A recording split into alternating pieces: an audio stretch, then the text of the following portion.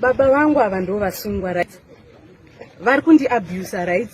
Ndakauya inini ndikaskotakurwa, ndikarohwa nemboma, ndikasungwa nemapurisa ndikaendwa neni kuchinhoi. Zvandisingambonzwisisa kuti chii chiri kuitika. Ndokodzero dzangu dzacho here munyika mandiri kurarama. Ivo vasimo, ndidzo kodzero dzangu.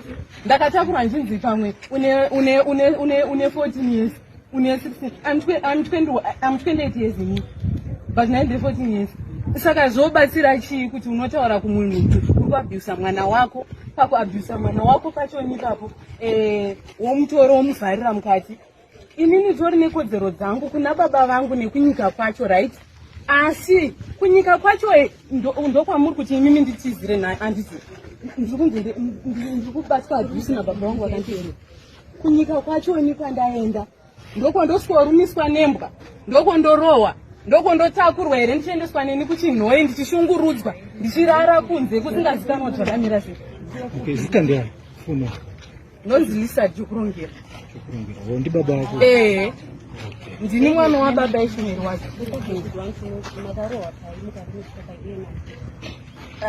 Taitongozvuzvurudzwa. Video aripo. Ndakatozvuzvurudzwa kuti ndiziva akanditakura ndiyani takatowanda. Tokendera izvi. Tikapinda mubhazi. Saka ndokodzero dzangu here nhai mukwashi. Munyika macho baba matora vari kutyora kodzero. Munyika macho ndimomo matiri kuabhuswa. Tochidini kana musingatide zvenyu munomu tipei kwekunogara tozoti hatisi macitizens emupi emuno. Mama, ndoda kukubvunza pamotsa dziri kupomerwa baba venyu vari kunzi vari kurambidza vana kuenda kuchikoro. Ini makaenda kuchikoro here ndimakagumira pano.